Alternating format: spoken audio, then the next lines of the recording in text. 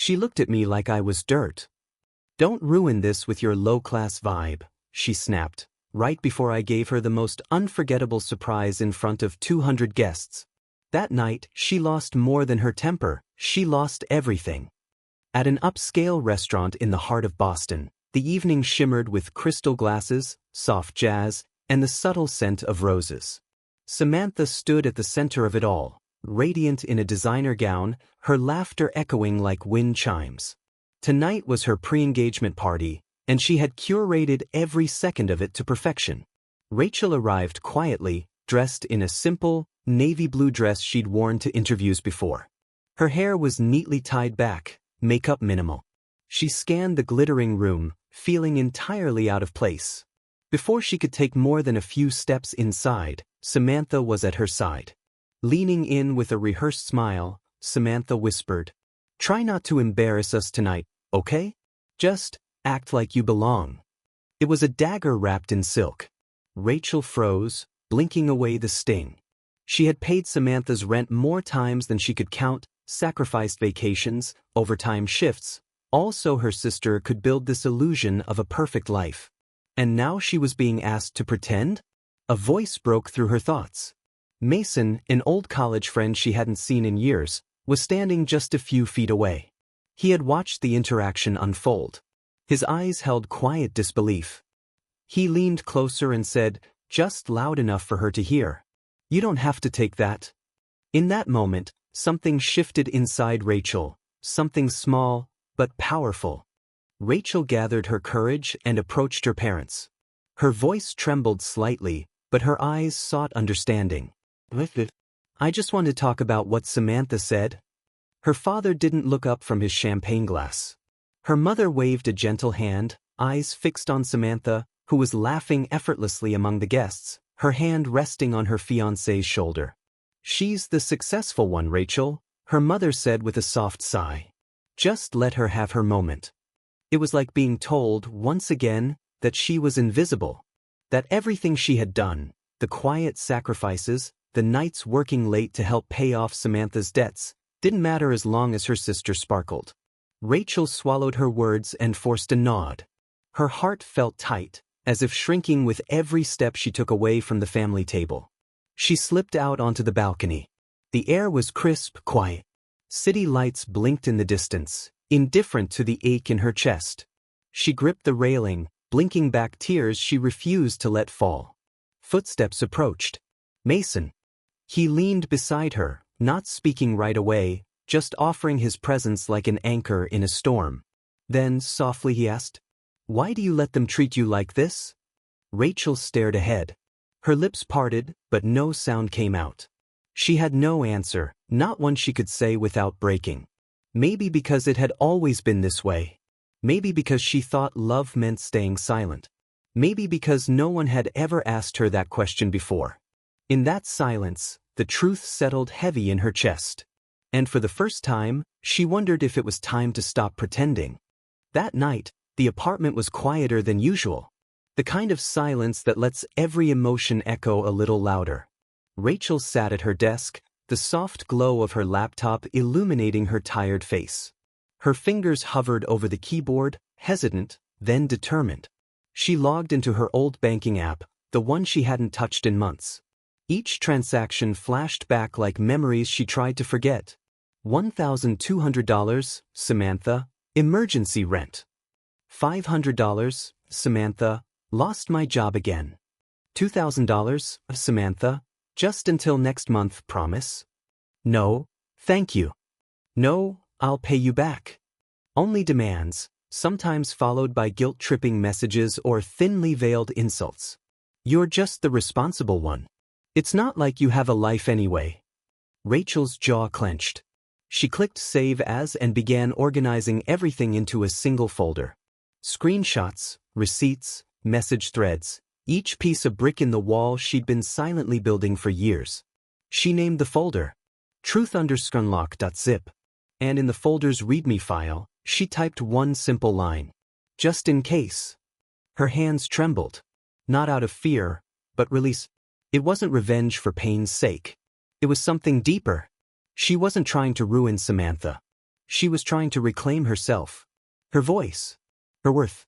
Outside, the city moved on without her. But inside this small room, something shifted. A plan had begun to take shape, not to strike back in anger, but to stand up with dignity. Rachel looked out the window, the faint reflection of herself in the glass. For the first time in a long time, she saw a woman who was done staying silent. The grand ballroom of the Beacon Hotel shimmered with chandeliers and laughter.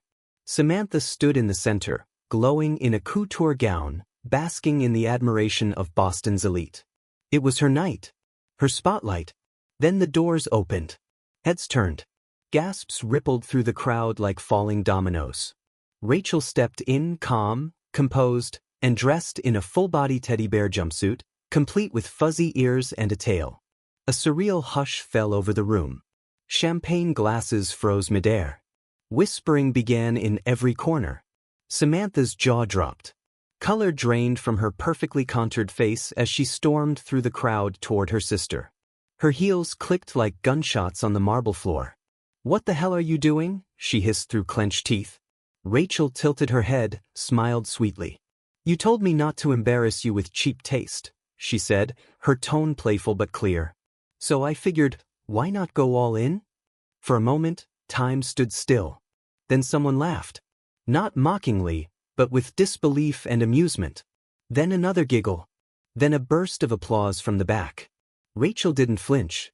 She walked further into the ballroom, nodding politely at guests too stunned to respond. Her message wasn't just for Samantha, it was for every person who ever told her to shrink herself to fit in. Her outfit was ridiculous. Her confidence? Unshakable. And for the first time, the room didn't just belong to Samantha. The clinking of glasses had barely resumed when Rachel, still in her teddy bear jumpsuit, stepped up to the small podium near the champagne tower. Murmurs rippled across the room, some amused, others clearly irritated. She raised a glass, her expression unreadable. Unbothered. "To appearances," she began, her voice steady but carrying. A few heads turned. Someone chuckled nervously. Samantha froze. "To perfection," Rachel continued, her eyes now locked with her sister's. "To sisters who forget who funded their fairy tale." Guess. It wasn't loud, but it hit like a thunderclap. A few guests looked at Samantha, then back at Rachel. The room held its breath, teetering on the edge of discomfort. Behind her polished smile, Samantha's lips trembled. "You're drunk," Samantha snapped, voice rising. "Security! Get her out." Rachel didn't flinch. She set her glass down gently, then gave a graceful bow, not mocking but dignified. "Happy to leave," she said with a small smile. "I've said what needed to be said." She walked out without another word, leaving a trail of silence behind her. For the first time that evening, no one clapped. No one toasted. Only questions lingered, and a truth that refused to stay hidden. The morning light crept gently into Rachel's modest apartment. There was no regret in her eyes, just quiet clarity. She sipped her coffee, calm, then picked up the phone. "Highest. I'd like to cancel the honeymoon reservation under Samantha Hartley." "Yes, full package to Amalfi Coast." "The booking was under my name, Rachel Nguyen." The pause. Then, "Yes, I'm aware of the cancellation fee." "Go ahead." She turned to her laptop and opened the folder, truth_unlock.zip. Inside were dozens of screenshots, Samantha's cruel, mocking texts sent to her friends. Messages that ridiculed Derek's job, his looks, even his family. "He's just a stepping stone. I deserve more. Once the ring's on, I'll make him change everything." Rachel hesitated for a breath, then forwarded it to 3 people, her old college roommate, a mutual friend of Derek and Samantha, and Derek himself. An hour passed. Then 2. By noon, Samantha's name was already trending on a few private message boards. By 3 p.m., Derek had deleted his Instagram. By 4 p.m., Samantha was calling nonstop. Rachel didn't answer. By evening, she got a single text from Mason. "He left. Wedding's off. Are you okay?" Rachel stared at the message. She didn't smile. She didn't cry. Just a slow exhale. This wasn't revenge. This was reality catching up. The doorbell rang. Rachel opened the door to find her mother, hair disheveled, eyes red from crying. She didn't wait for an invitation. She stepped in, furious and trembling. "You've destroyed your sister's life," her mother choked out, tears spilling down her cheeks. "She's humiliated." Derek left. "Do you even realize what you've done?" Rachel closed the door gently behind her and leaned against it, arms crossed. Her voice was calm, too calm. "No," she said. "She destroyed it. I just stopped paying for the illusion." Her mother stared at her, disbelief giving way to anger. "You're jealous. You've always been jealous of her." That one hurt, but Rachel didn't flinch. "Not this time." "You mean I'm jealous of being ignored? Jealous of being useful only when convenient? I paid her rent, her loans, her image. And you never asked why. You just praised the glow and ignored the cracks." Her mother's hand moved before either of them realized it. Slap. A sharp sting. Rachel's head turned slightly from the impact, but she didn't stagger. Silence. Then, slowly, Rachel turned her eyes back to meet her mother's. There was no rage. Just a deep, sad resolve. "You taught me to be silent. To never make a scene. I've unlearned that now." Her mother opened her mouth, then closed it. Nothing to say. No defense. Rachel walked past her, opened the door wide. "You can go now." Rachel sat quietly in the cafe across the street from the hotel lobby. The sunlight reflected off her sunglasses, but her eyes remained cold, alert. In her hand, a small voice recorder was running, tucked discreetly under her coat sleeve. Through the window, Samantha paced near the fountain, phone pressed tightly to her ear. "He'll come back," Samantha said, her voice laced with arrogance. "I'll tell him my brother's unstable, he always buys it. Derek just needs a little time to calm down." There was a cruel chuckle. "Men like him want to feel needed. A few tears and he'll come crawling back." Rachel stopped the recorder and leaned back in her chair, a bitter smile curling at the corner of her lips. "Not this time." She whispered it more to herself than anyone else. Her hands didn't shake. Not anymore. That familiar wave of doubt, of guilt, didn't rise. Instead, she felt something sharper, cleaner. She crossed the street calmly, walked through the hotel lobby with quiet certainty, and passed the receptionist with a knowing nod. Upstairs, Samantha still stood by the balcony, completely unaware. Rachel didn't call out. Instead, she slid the phone from her pocket, uploaded the recording into the same folder, truth_unlock.zip, and clicked send, this time directly to Derek. Then she turned and walked away. Downstairs, as she exited the hotel, her phone buzzed with a single message. From Derek, "Thank you." Rachel stood still for a moment. For the first time in a long time, she felt light, not from revenge, but from release. The weight she had carried for so many years had shifted. She hadn't exposed Samantha to ruin her. She had exposed her to stop pretending she was the villain. The soft afternoon sunlight spread across the small garden where the family had gathered, smiles on their faces, attempting an uneasy peace. Yet beneath the surface, the air felt heavy with unspoken truths. Rachel stood, calm but resolute, opening her laptop in front of everyone. "You're going to hear this," she said evenly, voice steady, no trace of trembling. She played the recording. Samantha's voice echoed clearly, calculating, manipulative, undeniable. Silence fell. Each second stretched endlessly. Only the birds outside chirped softly. Suddenly, Samantha screamed, wild and desperate like a cornered animal. "That's edited. She's framing me. This is fake. Don't believe her." No one answered. Derek looked straight at Rachel, his eyes sad but firm. Quietly, Rachel placed the folder truth_unlock.zip on the table, right in front of Derek and the entire family. At that moment, the air froze. All eyes turned to Samantha, seeing her as a stranger, someone no one had truly understood until now. Samantha's mask, the false wall she'd built to hide her lies, had finally fallen. The family could no longer look away. The truth was out, laid bare before their closest ties. Rachel stood still, no need for words. She didn't seek apologies, just acknowledgement. And for the first time, she felt she was no longer alone in this fight. The atmosphere suddenly grew heavier than ever before. Derek stood up, his face cold as ice. He looked straight at Samantha, eyes full of disappointment and hurt. His fingers trembled as he slipped the sparkling engagement ring off his finger. Each moment seemed to stretch endlessly, choking the breath of everyone present. "You played me. We're done." Derek's voice was low and final, an irreversible verdict.